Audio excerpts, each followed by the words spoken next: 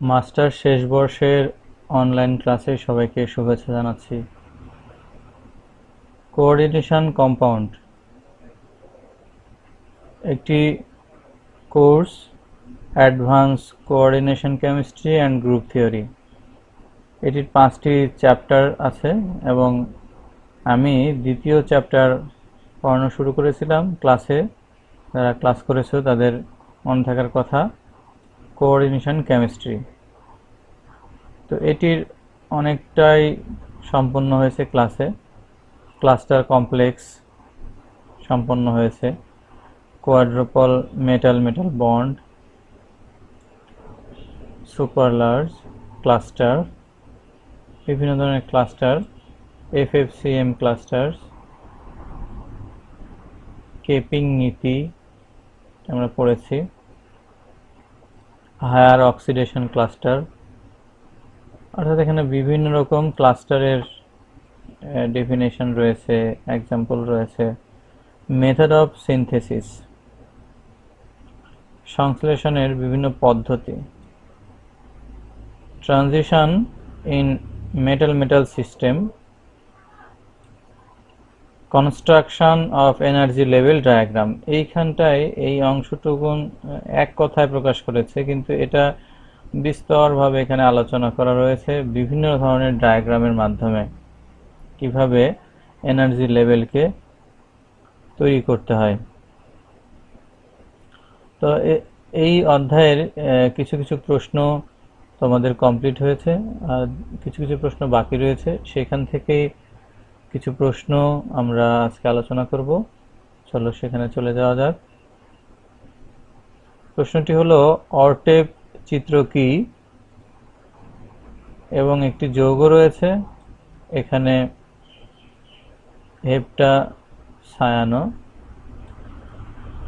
Radium আয়নের অরটেপ চিত্র। একটি কোঅর্ডিনেশন কম্পাউন্ড। এটি এই যৌগের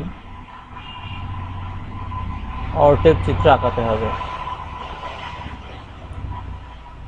এখন অরটেপ চিত্রটা কি আমরা একটু দেখি। অরটেপ চিত্রটা হলো অজৈব কঠিন যৌগের অণুতে, যে কোনো একটি অজৈব এবং সেটি কঠিন যৌগের অণুতে পরমাণুগুলোর সঠিক অবস্থান জানার জন্য। তাহলে একটা যৌগের মধ্যে কঠিন অবস্থায় পরমাণুগুলো কিভাবে অবস্থান করছে তা সঠিকভাবে জানার জন্য এক্স রে বিক্ষেপণ পদ্ধতি ব্যবহার করা হয়। তাহলে এক্স রে বিক্ষেপণ পদ্ধতি ব্যবহার করে আমরা একটি অজৈব কঠিন যৌগের অণুতে পরমাণুগুলোর সঠিক অবস্থান জানতে পারি। তো আমরা যেহেতু ক্লাস্টার যৌগ পড়ছি, কোঅর্ডিনেশন কম্পাউন্ড পড়ছি, তো সেই যৌগসমূহের গঠন অর্থাৎ তাদের ভেতরের পরমাণুগুলো কিভাবে অবস্থান করছে এই গঠন নির্ধারণের জন্য এক্স রে বিক্ষেপণ ব্যবহার করা হয়। এখন এই পদ্ধতি ব্যবহার করে অর্থাৎ এক্স রে বিক্ষেপণ পদ্ধতি ব্যবহার করে ক্লাস্টার অণুতে উপস্থিত বিভিন্ন পরমাণু সমূহের বন্ধন প্রকৃতি বোঝা যায়। এভাবে যদি একটি ডায়াগ্রাম আঁকানো হয় তাহলে সেটি অরটেপ চিত্র হয়ে যায়। সেখানে থাকবে, এই ডায়াগ্রাম হতে জানা যাবে বন্ধন দূরত্ব, বন্ধন কোণ ইত্যাদি। এটি এক্স রে ডিফ্র্যাক্টোমিটার এর একটি ছবি নিচে দেখতে পাচ্ছি। এই ছবিটা হলো এক্স রে ডিফ্র্যাক্টোমিটার।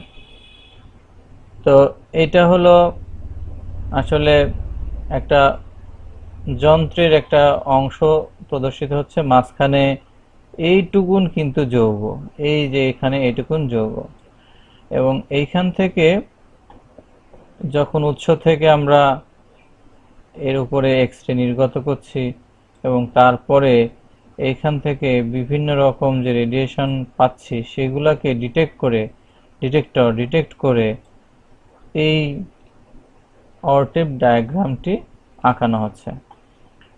তো বলছে ক্লাস্টার অণুর এক্স রে বিক্ষেপণ ফলাফলকে, এখন এই মেশিন থেকে যেই ফলাফলটা আউটপুটটা পাচ্ছি সেটাকে কম্পিউটারের সাহায্যে চিত্র আকারে প্রিন্ট করলে তবে সেটা অরটেপ ডায়াগ্রাম হবে। তাহলে এক্স রে বিক্ষেপণকৃত অণুর এ ধরনের কম্পিউটারের চিত্রকে, কম্পিউটারের অঙ্কনকেই বলা হচ্ছে অরটেপ ডায়াগ্রাম। তো বলছে ওয়াক রিজ থার্মাল ইলিপসড প্রোগ্রাম। এইটা হলো কম্পিউটারটি একটা প্রোগ্রামের মাধ্যমে এই ছবিটি অঙ্কন করে। তাহলে অরটেপ ডায়াগ্রাম কি? অরটেপ ডায়াগ্রাম হলো এক ধরনের কম্পিউটারের চিত্রিত একটি প্রিন্ট, যেটা কিনা ক্লাস্টার যৌগের উপরে এক্স রে রশ্মির বিক্ষেপণের ফলাফল থেকেই তৈরি করা হয়। আমরা সংজ্ঞাটি যে কোনোভাবে লিখতে পারি এভাবে যে ক্লাস্টার অরটেপ ডায়াগ্রাম কি, বলতে পারি আমরা ক্লাস্টার যৌগের গঠন নির্ণয়ের জন্য বা ক্লাস্টার যৌগের উপস্থিত বিভিন্ন পরমাণুর বন্ধন দূরত্ব, বন্ধন কোণ ইত্যাদি বিশ্লেষণ করার জন্য ক্লাস্টার যৌগের উপরে এক্স রে বিক্ষেপণ করলে এ থেকে প্রাপ্ত ফলাফলকে কম্পিউটারের সাহায্যে চিত্রাঙ্কিত করলে যে প্রিন্ট পাওয়া যায় বা যে আউটপুট পাওয়া যায় সেটি হলো অরটেপ ডায়াগ্রাম। তো আমরা এখানে দেখতে পাচ্ছি যে একটি অরটেপ ডায়াগ্রাম রয়েছে। এই অরটেপ ডায়াগ্রামটি কম্পিউটারে এই যৌগের উপরটিতে একটি এক্স রে ডিফ্র্যাক্টোমিটারে রেখে সেখান থেকে যে আউটপুটটা পাওয়া গেল সেটাকে কম্পিউটারে প্রিন্ট করলে এরকম একটি চিত্র অঙ্কিত হয়।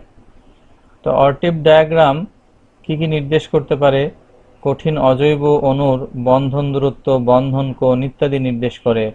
এছাড়া অরটেপ ডায়াগ্রাম পরমাণুগুলোকে উপবৃত্তাকার ভাবে উপস্থাপন করে। দেখো এখানে এইটা একটা পরমাণু, মাঝখানে আমাদের কেন্দ্রীয় পরমাণু, পাশের গুলো আছে সব লিগ্যান্ড সায়ানাইড। তো এইখানে দেখো এই অংশগুলোকে উপবৃত্তাকার ভাবে কিন্তু উপস্থাপন করেছে, এগুলো উপবৃত্তাকার। এখান থেকে এখানে বন্ধন দূরত্ব, তার সাথে কিন্তু বন্ধন কোণটাও আমরা এখান থেকে নির্ণয় করতে পারি। তাহলে বলছে অরটেপ ডায়াগ্রাম বন্ধন দূরত্ব নির্ধারণ করতে পারে, বন্ধন কোণ নির্দেশ করতে পারে, এছাড়াও পরমাণুগুলোকে উপবৃত্তাকার ভাবে উপস্থাপন করতে পারে, যা তাপগতীয় অবস্থায় তাদের বিস্তার ও দিক নির্দেশ করে। তাহলে এই যে আমাদের তাপগতীয়ভাবে উপস্থাপন, সেটাও এখান থেকে করা যায়। যেহেতু বন্ধন কোণ বাঁকানো বলের পুনরুদ্ধার বল বন্ধন সম্প্রসারণ বলের চেয়ে কম, সেহেতু উপবৃত্তাকার পরমাণুগুলো বন্ধনের লম্ব বরাবর প্রসারিত। খেয়াল করো, বন্ধন যদি এদিকে হয় তার সাথে লম্বভাবে এইরকম করে উপবৃত্তাকার হচ্ছে। তাহলে বন্ধন যদি এদিকে যায় তাহলে পরমাণুগুলো উপবৃত্তাকার হবে এইভাবে। বন্ধন যদি এদিকে যায় তাহলে তার সাথে লম্বভাবে এই যে উপবৃত্তাকার ভাবে ছবিটি আঁকাতে হবে। তো দেখো নিচের গুলা এরকম করে আছে এদিকে, কারণ বন্ধনটা নিচের দিকে তার সাথে লম্ব। আবার যেটি অনুভূমিক এই সোজা বরাবর, তখন এই যে উপবৃত্তাকার ছবিতে এই দিকে আর কি। ইচ্ছে মতো আঁকালে হবে না যে আমি এই দিকে দিলাম দাগটি বন্ধনটি আর উপবৃত্তাকার আঁকাইলাম এইভাবে, তাহলে কিন্তু হবে না। তো এরপরে একটি প্রশ্ন আছে, এসএএলসি বলতে কি বুঝো? একটি আদর্শ অষ্টকতলীয় জটিল যৌগের আণবিক অরবিটাল চিত্র অঙ্কন করো। তো এইখানে হলো এস হলো সিমেট্রি, এ অ্যাডাপ্টেড, এল তে লিনিয়ার কম্বিনেশন। তাহলে এসএএলসি হলো সিমেট্রি, অ্যাডাপ্টেড, লিনিয়ার কম্বিনেশন। প্রতিসাম্য অনুমোদিত রৈখিক সংযোজন। লিনিয়ার হলো রৈখিক, কম্বিনেশন এখানে সংযোজন বোঝাচ্ছে। সিমেট্রি প্রতিসাম্য, অ্যাডাপ্টেড অনুমোদিত। তো এটি কি? একই প্রতিসাম্যতা বিশিষ্ট লিগ্যান্ড। এখানে খেয়াল রাখতে হবে যে লিগ্যান্ড, আমাদের অনেক লিগ্যান্ড আছে। আমরা যদি কিছু লিগ্যান্ডের এখানে নাম লিখি, যেমন সায়ানাইড, হয়তো অ্যামোনিয়া লিগ্যান্ড, NH3 একটি লিগ্যান্ড হতে পারে, পানিও একটি লিগ্যান্ড হতে পারে। এগুলো সব এক একটা লিগ্যান্ড। তো এখন এটা হচ্ছে ঋণাত্মক লিগ্যান্ড, এটা প্রশম লিগ্যান্ড। তো এরকম যে এমন লিগ্যান্ড হতে হবে যেগুলোর মধ্যে প্রতিসাম্যতা রয়েছে, এই ধরনের লিগ্যান্ড হতে পারে হবে। তো সেই লিগ্যান্ডগুলি অরবিটালের সাথে ধাতব পরমাণুর যে সংকর অরবিটালের রৈখিক সংযোজন, সেটাকেই প্রতিসাম্য অনুমোদিত আণবিক অরবিটালের রৈখিক সংযোজন বলে। অর্থাৎ একটি লিগ্যান্ড, সেই লিগ্যান্ডের মতো বা প্রতিসাম্য অন্য একটি লিগ্যান্ড ধাতব পরমাণুর যে হাইব্রিড অরবিটাল, সংকর অরবিটাল, তার সাথে যে রৈখিকভাবে সংযোজিত হচ্ছে, সেটাকে বলছে SALC অফ AO, মানে আণবিক অরবিটালের SALC, আণবিক অরবিটালের প্রতিসাম্য অনুমোদিত রৈখিক সংযোজন। আণবিক অরবিটাল সমূহের এরূপ সংযোজন যখন নরমালাইজড করা হয়, নরমালাইজড এই কথাটা এর জন্য ইউজ করা হচ্ছে যে অনেক ক্ষেত্রে ইকুয়েশনটা এত বড় হয়, এটাকে সংক্ষিপ্ত আকারে প্রকাশ করা হয়। এটা সহজে দেখলে কিন্তু এটার অর্থটা বোঝা যায় না, কিন্তু এটা সংক্ষেপে ব্যবহার করা হয়েছে। তখন যা উৎপন্ন হয় তাকে লিগ্যান্ড গ্রুপ অরবিটাল বলে। লিগ্যান্ড গ্রুপ অরবিটাল, LGO, মানে লিগ্যান্ড গ্রুপ অরবিটাল, অর্থাৎ একটি লিগ্যান্ডের অরবিটাল না, কিন্তু লিগ্যান্ড গ্রুপ অরবিটাল।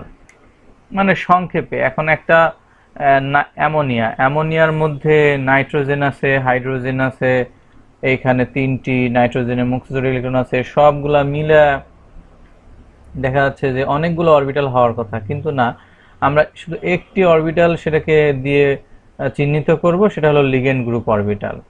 কোনো কোনো ক্ষেত্রে ইহা SALC হিসেবেও পরিচিত হতে পারে। ধরা যাক লিগ্যান্ডের সিগমা অরবিটাল রয়েছে, লিগ্যান্ডের একটি সিগমা অরবিটাল। তাহলে লিগ্যান্ডের তো অনেক অরবিটাল, সেখান থেকে একটি সিগমা অরবিটাল যা সর্বদাই কেন্দ্রীয় ধাতব আয়নের দিকে ধনাত্মক লোবে সজ্জিত রয়েছে। যে আমরা একটা অরবিটাল যদি আঁকাই, এখান থেকে যদি একটা এরকম করে এরকম জানি আমরা একটা অরবিটাল একদিকে প্লাস চিহ্ন দেই, একদিকে মাইনাস চিহ্ন দেই, তাহলে এই প্লাস চিহ্নটা, এই প্লাস লোবটা কোন দিকে থাকবে? সর্বদাই কেন্দ্রীয় ধাতব আয়নের সাথে। যদি আয়রন হয়, যেরকম আয়রন, তাহলে আয়রনের সাথে এটা যদি লিগ্যান্ড হয়, তো লিগ্যান্ডগুলা কেমন ভাবে থাকবে? সর্বদাই প্লাস অংশটি এইদিকে থাকবে, মাইনাসটা অন্যদিকে থাকবে। এটা আমরা ধরে নিলাম। সুতরাং এক্ষেত্রে আমরা বিভিন্ন কেন্দ্রীয় ধাতব আয়নের পারমাণবিক অরবিটাল গঠন করতে পারি। এইরকম অবস্থায় আমরা এখন একটা যৌগ, যে যৌগের লিগ্যান্ডগুলার ধনাত্মক লোবটি এই দিকে রয়েছে, এইরকম। তো একটা আমরা ছক দেখতে পাচ্ছি এখানে, LGO লিগ্যান্ড গ্রুপ অরবিটাল গঠন। তো ধরো একটি যৌগ রয়েছে, সেই যৌগের যে কেন্দ্রীয় ধাতব পরমাণু আছে, সেই কেন্দ্রীয় ধাতব পরমাণুটির S অরবিটাল রয়েছে, P অরবিটাল রয়েছে, D অরবিটাল রয়েছে, অনেক অরবিটাল রয়েছে। কিন্তু পাশে যে লিগ্যান্ড আছে, লিগ্যান্ডেরও তো S, P, D এসব অরবিটাল থাকতে পারে, কিন্তু সেগুলা না, সেগুলো বাদ দিয়ে শুধুমাত্র একটি গ্রুপ অরবিটাল, কিন্তু সিগমা দ্বারা একটি গ্রুপ অরবিটালটাকে প্রকাশ করছে। এখানে খেয়াল করো, আগে দিয়ে লিখে থাকছে লিগ্যান্ডের এই সিগমা অরবিটাল কে গ্রুপ অরবিটাল হিসেবে, এবং এই যে সমীকরণটি, এটি কিন্তু নরমালাইজ ভাবে তৈরি করা হয়েছে। মানে একটা লিগ্যান্ডের যতগুলাই অরবিটাল থাকুক না, সবগুলা মিলিয়ে এরকম ধরা হয়েছে। যে এরকম ধরি আমরা একটা যৌগের ক্ষেত্রে এইরকম, এগুলা হচ্ছে লিগ্যান্ডের অরবিটাল, লিগ্যান্ডের গ্রুপ অরবিটাল, আর এটা হচ্ছে মেটাল অরবিটাল। এস এর সঙ্গে এই অংশটি, পি এর সাথে এই পাশের অংশটি। এখন উপরের সারণীতে সকল LGO লিগ্যান্ড গ্রুপ অরবিটালকে নরমালাইজ ভাবে লেখা হয়েছে, কারণ এটার যে সত্যিকার যে গঠন এসপি ডিএফ মিলিয়ে সেটা কিন্তু এখানে যদি লেখা যায় তাহলে এটার সাথে কম্বিনেশনটা বোঝা যাবে না, তাই এটাকে সংক্ষেপে লেখা হয়েছে। এটা হচ্ছে নর্মালাইজ। এলজিও এর গঠন চিত্র নিম্নে দেখানো হচ্ছে। এখন এই সবগুলা মিলে এলজিও এর গঠনটা কিভাবে হয় সেটা দেখাতে। প্রথমটা হলো কি, ধাতুর পরমাণুর এস অরবিটালের সাথে লিগ্যান্ডের অরবিটাল সংযোজন, সেটা হলো 2.27 ক। এই চিত্রে দেখানো হচ্ছে যে এস এর সাথে পাশের এই লিগ্যান্ড গ্রুপটি কিভাবে। তাহলে আমরা 2.27 ক এখানে আমরা দেখতে পাচ্ছি যে এই যে দেখো যে মাঝখানে এম এম এর অংশটুকুন কিন্তু গোলাকার, এরকম করে ছবি দেওয়া হয়েছে। ছবিটি দেখলে বোঝা যাচ্ছে যে এটা হচ্ছে গোলাকার, মাঝখানে এম লেখা আছে, এটা গোলাকার। কিন্তু পাশেরটা কিন্তু এম এর কাছে কিন্তু গোলাকার লেখা নাই, তার মানে এটা কি বোঝা গেল, এটা হলো এস অরবিটাল। এস অরবিটালটি কার? মেটালের, অর্থাৎ কেন্দ্রীয় ধাতব পরমাণুর। এটা হলো এস অরবিটাল। এবং তার পাশে যেগুলো রয়েছে সেগুলো কিন্তু লিগ্যান্ড। তো এই এম এর সাথে কয়টি লিগ্যান্ড রয়েছে? অনেকগুলো লিগ্যান্ড এখানে দেখতে পাচ্ছি আমরা। এখানে দেখতে পাচ্ছি ligand 1, ligand 2, ligand 3, ligand 4, ligand 5 এবং লিগ্যান্ড 6, অর্থাৎ 6টি লিগ্যান্ড রয়েছে। তো এরকম একটি যৌগ আমরা যদি মনে করি যে স্যার এটা এটা কিরকম, তো একটা যৌগ হতে পারে, মানে এমনিতে হতে পারে যে এই যৌগটি এরকম NH3 তার সাথে 6, এটি একটি ক্লাস্টার যৌগ হতে পারে। এখানে আমরা এই মাঝখানে হলো এম আয়রন এবং 6 দিকে অ্যামোনিয়া রয়েছে। তো এখানে নির্দিষ্ট কোনো নাম না দিয়ে লিগ্যান্ড 1, লিগ্যান্ড 2, লিগ্যান্ড 3 ইত্যাদি বোঝানো হয়েছে। তো এইখানে খেয়াল করো যে প্রত্যেকটা লিগ্যান্ডের যে লোবগুলা, সেই পজিটিভ অংশটা কিন্তু মেটালের দিকে, পজিটিভটা মেটালের দিকে। এবং ছবিতে এইখান থেকে যদি সিগমা 1 শুরু করা যায়, এটা সিগমা 1, সিগমা 2, সিগমা 3, এরকম করে সিগমা 4, হ্যাঁ সিগমা 3, এটা সিগমা উপরে 5 আর এখানে সিগমা 6। তাহলে এই যে সিগমা দ্বারা কি বোঝালো? সিগমা দ্বারা একটি অরবিটালকে বোঝানো হচ্ছে। কিন্তু এখানে যদি আমরা অ্যামোনিয়া লিখি NH3, কিন্তু এই অ্যামোনিয়ার মধ্যে তো আর একটি অরবিটাল নাই, অনেকগুলো অরবিটাল আছে, কিন্তু সবগুলা মিলিয়ে শুধু সিগমা দ্বারা প্রকাশ করছে, এটাকে বলছে লিগ্যান্ড গ্রুপ অরবিটাল। তো এই লিগ্যান্ড গ্রুপ অরবিটালটি কিভাবে বিন্যস্ত আছে সেটা এখানে দেখা যাচ্ছে। এর পরের চিত্রে এখানে বলছে যে এগুলা প্লাস সাইন দ্বারা ধনাত্মকভাবে বোঝানো হয়েছে এবং সিগমা 1 থেকে শুরু করে সিগমা 6 পর্যন্ত অরবিটালের সাথে কিভাবে রৈখিকভাবে সংযোজিত হচ্ছে সেটাই কিন্তু দেখানো হচ্ছে। তাহলে এইখানে এই অরবিটালে রৈখিকভাবে কিভাবে সংযোজিত হয়েছে সেটা কিন্তু দেখানো হয়েছে প্রত্যেকটা অরবিটালে। তো এবারে আমরা দেখতে পাচ্ছি যে 2.27 খ এইটাতে কি ব্যবহার করা হচ্ছে, যে পি অরবিটালের সাথে, অর্থাৎ ধাতব পরমাণুর পি, তার সাথে লিগ্যান্ডগুলা কিভাবে যুক্ত হচ্ছে। তো এখানে দুইটি লিগ্যান্ড ব্যবহার করা হচ্ছে, বাকিগুলোকে দেখানো হয়নি, কারণ শুধুমাত্র এটার পি এর সাথে কিভাবে যুক্ত হয়েছে সেটা দেখার জন্য। এমন তো না যে এস এর সাথে সবগুলো যুক্ত হবে, পি এর সাথে তো বন্ধনে আবদ্ধ হবে। তাই এইখানে দেখা যাচ্ছে মেটালের দুই দিকে লোব মানে পি অরবিটাল। আমরা পি অরবিটাল কেমন জানি? পি অরবিটাল ডাম্বেল আকৃতির জানি। তাহলে এখানে মেটালের ক্ষেত্রে কিন্তু এটা পি অরবিটাল। তো মেটালের একদিকে প্লাস আর একদিকে মাইনাস থাকাটাই তো স্বাভাবিক। কিন্তু লিগ্যান্ডের কিন্তু বলেছে লিগ্যান্ডের যে লোব, সে পজিটিভ লোবই থাকবে মেটালের দিকে। তো এটারও কিন্তু পজিটিভ লোবটাই মেটালের দিকে রয়েছে। তো এটাও রৈখিকভাবে সংযোজন কিভাবে হলো সেটা দেখা যাচ্ছে। এছাড়া পরে যে অংশগুলো রয়েছে যে 2.27 গ এবং ঘ, সেখানে কিন্তু দেখা গেল যে এই যে আমরা এটা দেখতে পাচ্ছি, এটা একটা ডি অরবিটাল লিগ্যান্ডের। এখানে এটাও দেখতে পাচ্ছি ডি অরবিটাল কোনটা, এই যে মাঝখানে এই যে বলয় থাকে কোন ডি অরবিটালের, ডি জেড স্কোয়ারের, ডি জেড স্কোয়ারের কিন্তু একটা বলয় থাকে। তাহলে মাঝখানে মেটাল, এই মেটালের সাথে যে এই অরবিটালটি সেটা কি অরবিটাল? এটা হলো ডি জেড স্কোয়ার, কারণ বলয় দেখে চিন্তা হবে যেটা ডি জেড। আর তার সাথে সবগুলারই কিন্তু লিগ্যান্ডের কিন্তু পজিটিভ প্রান্তটি মেটালের দিকে রয়েছে। তাহলে এইখানে আমরা এই প্রশ্নটি যেটা ছিল, প্রশ্ন বলছে যে এল এস SALC বলতে কি বুঝো? এটা হলো প্রশ্ন। SALC বলতে কি বুঝো? তাহলে SALC হলো যে কিভাবে এই লিগ্যান্ডগুলো সংযোজিত হবে রৈখিকভাবে, সেটাই প্রকাশ করা হয়, যেটার মাধ্যম দিয়ে সেটাকে বলছে SALC। একই প্রতিসাম্যতা বিশিষ্ট লিগ্যান্ড অরবিটালের সাথে ধাতব পরমাণু সংকর অরবিটালের যে রৈখিক সংযোজন, সেটাকে প্রতিসাম্যতা অনুমোদিত আণবিক অরবিটালের রৈখিক সংযোজন বলে। এবং এটার সাহায্যে একটি যৌগের কিভাবে একটি আদর্শ অষ্টকতলীয় যৌগ, তাহলে খেয়াল করো অষ্টকতলীয় যৌগ, তার জন্য কিন্তু এখানে 6 নিয়েছে। এই যে আমরা একটা যৌগ লিখলাম, এটা কিন্তু অষ্টকতলীয় যৌগ। এই অষ্টকতলীয় যৌগের ক্ষেত্রে অনেকগুলো অরবিটাল থাকতে পারে, এটা মেটাল অরবিটাল, এবং তার সাথে এটা একটা এস নিয়েছে, পি তো তিনটা, যে কোনো একটার ছবি আঁকিয়েছে, D X square Y square আঁকানো হয়েছে, আর ডি জেড স্কোয়ার, এই চারটি ছবি আঁকানো হয়েছে পাশে। প্রথমটি হলো এস এর সাথে, তারপর একটি পি এর সাথে দিয়েছে, তারপর ডি, এবং তারপর D Z square, D X square minus Y square, D Z square. তো এই হলো আমাদের একটি অষ্টকতলীয় জটিল যৌগের SALC যে রৈখিক সংযোজন, সেটা দেখানো হচ্ছে কেন্দ্রীয় ধাতব পরমাণুর লিগ্যান্ডের সাথে ধাতব পরমাণুর কেন্দ্রীয় ধাতব পরমাণুর যে অরবিটাল, তার সাথে লিগ্যান্ডের যে গ্রুপ অরবিটাল, তার ছবিটি ঠিক কেমন হয় সেটা কিন্তু এখানে বোঝানো হলো।